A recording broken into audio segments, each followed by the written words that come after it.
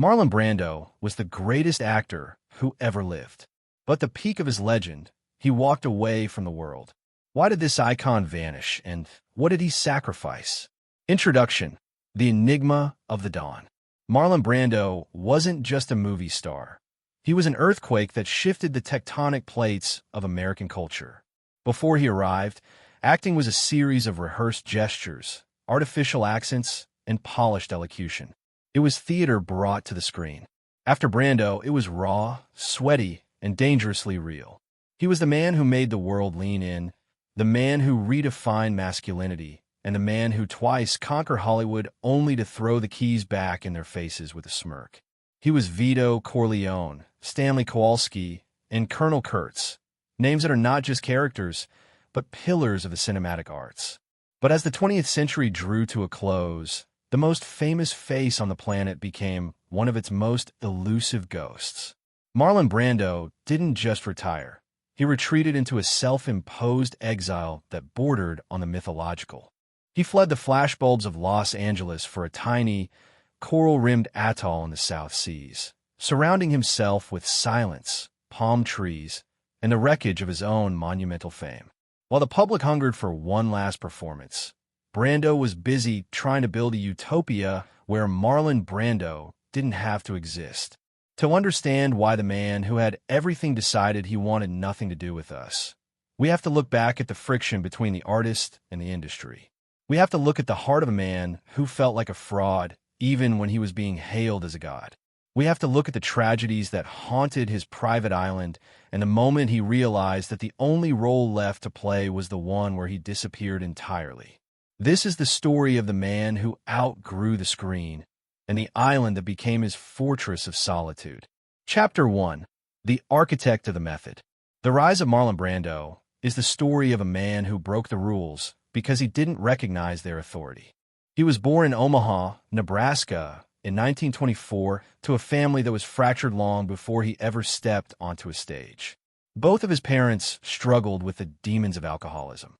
His mother, Dodie, was a talented amateur actress who gave him his sensitivity, but her frequent disappearances to local bars left the young Marlon perpetually searching for her. His father, Marlon Sr., was a cold, distant salesman who never missed an opportunity to tell his son he would never amount to anything. This cocktail of abandonment and inadequacy created the method long before Brando ever met a teacher. He learned to observe, to mimic, and to hide his pain behind a mask of rebellion. Expelled from high school for riding his motorcycle through the corridors, and later from a military academy, Brando arrived in New York in the 1940s with nothing but a leather jacket and a chip on his shoulder. Under the tutelage of the legendary Stella Adler, he found a language for his internal chaos. Adler famously said that the method was the art of living a life on stage, and Brando was its most gifted pupil. When he stepped onto the Broadway stage as Stanley Kowalski in A Streetcar Named Desire in 1947, he didn't just play a role, he invaded the theater. Audiences had never seen a man move like that. Animalistic, vulnerable, and terrifyingly sexual. By the time he moved to film with the Men and the movie version of Streetcar, he had become a symbol of a new, restless generation. He was the wild one, the rebel without a cause who arrived before James Dean even had a screen test. Chapter 2: The Rebel King of the 50s. Brando's peak in the 1950s was a decade-long masterclass in the evolution of the leading man. And on the waterfront, he delivered the "I could have been a contender" speech, a moment of such profound vulnerability that it changed the DNA of American acting forever. He won his first Academy Award and became the undisputed king of Hollywood. But Brando was a man who hated his own throne. He despised the sycophants of the industry and the sickness of a culture that ranked people like prize-winning livestock. He spent the late 1950s and the entire 1960s intentionally sabotaging his own career. He chose difficult, experimental projects that often baffled audiences. He gained a reputation as a director's nightmare, a man who would show up late, refuse to learn lines, and challenge every creative decision. He wasn't being lazy, he was being defiant. He felt that the more he gave to the camera, the less of Marlon was left for himself. During this period, he became a fervent activist, putting his body on the line for the civil rights movement and the American Indian movement. He was a man searching for a cause that was more real than the movies. But the more he pushed Hollywood away, the more the industry realized they couldn't live without him. Chapter 3: The Impossible Comeback. By 1970, Brando was considered box office poison. He was overweight, difficult, and hadn't had a hit in years. But then came The Godfather. Paramount Pictures famously didn't want him. They wanted anyone else. Laurence Olivier, Ernest Borgnine. But director Francis Ford Coppola knew that only Brando could carry the weight of Vito Corleone. Brando's performance was a miracle of restraint. He stuffed cotton wool into his cheeks, lowered his voice to a gravelly whisper, and created the most iconic character in the history of cinema. It was the greatest comeback in history.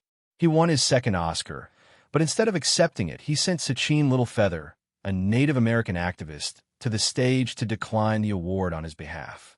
It was a final middle finger to the industry that had tried to tame him. He followed this with the controversial Last Tango in Paris and the haunting, improvised madness of Colonel Kurtz in Apocalypse Now. He had achieved legendary status twice over. He was a cinematic god, but the higher he climbed, the more he felt the pull of the horizon, specifically the horizon of a place called Tetiaroa. He had realized that the screen was a prison, and he was ready for his final escape. Chapter 4: Tetiaroa, the Atoll of Shattered Dreams. The moment Marlon Brando truly began to vanish can be traced back to 1962 on the set of Mutiny on the Bounty. While filming in Tahiti, Brando fell in love, not just with his co-star, Tetiaroa, but with the land itself. For a man who felt suffocated by the artifice of Los Angeles, the South Pacific represented a purity that he had been searching for since his childhood in Nebraska. In 1966, he purchased a 99-year lease on Tetiaroa, a private atoll consisting of 12 small islands. This was his vanishing point. To the studios, it was an eccentric hobby. To Brando, it was his life's work. He began spending more and more time away from movie sets, pouring millions of dollars into making Tetiaroa a self-sustaining eco-paradise. But paradise comes with a price. On Tetiaroa, Brando transformed from a movie star into a benevolent, if eccentric, ruler. He was obsessed with environmentalism long before it was fashionable, experimenting with seawater air conditioning and alternative energy. But the island also became a site of profound personal tragedy. The reason for vanishing was a combination of professional disgust and family collapse. In 1990, his son Christian shot and killed the boyfriend of Brando's daughter, Cheyenne, in Brando's own home. The subsequent trial and Cheyenne's suicide 5 years later broke something inside Marlon that no Oscar could repair. He retreated into reclusiveness not just because he was tired of fame, but because he was a man in mourning. He gained massive amounts of weight, reaching over 300 pounds, a physical wall he built between himself and the world's expectations of the sex symbol he once was.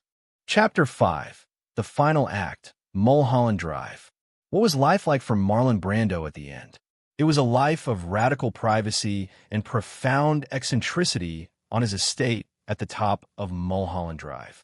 He rarely left his bedroom, let alone his house. But he wasn't idle. In his final years, Brando became an obsessed amateur radio operator. Under the call sign FO5GJ, he would spend hours every night talking to strangers across the globe. To the people on the other end of the radio, he was just Martin Brando's, a man with a deep voice who loved to discuss science, history, and the weather. He found a strange peace in these anonymous connections. He also became a pioneer in the early internet, fascinated by the way technology could connect the world, but also terrified of how it would be used to digitize human beings. He famously sued to protect his digital likeness, predicting a future where AI would replace the flesh and blood actor. He died on July 1st, 2004, at the age of 80, of congestive heart failure and respiratory disease. He died in a hospital in Los Angeles, but his heart had never left the turquoise waters of Tetiaroa. Per his final wishes, his ashes were scattered in two places that represented the extremes of his life: the lonely, scorched earth of Death Valley and the lush, tropical paradise of his private atoll. Conclusion: the legacy of defiance. Marlon Brando's story is a reminder that the most powerful thing an icon can do is say no. He said no to the military, no to the studios, no to the academy, and eventually no to the public. He sacrificed the comfort of a conventional career and the adoration of a world that would have kept him on a pedestal until his dying day. But what did he gain? He gained the right to be a human being, flawed, frustrated, and free. He showed us that even the most famous man in the world can find peace if he is willing to walk far enough away from the noise. Today, his dream for Tetiaroa lives on as the Brando, one of the world's most sustainable luxury resorts. It is a place that carries on his vision of environmental stewardship. His disappearance wasn't a defeat. It was his final, greatest performance. Marlon Brando didn't lose his way. He just decided that the path the rest of us were walking wasn't for him.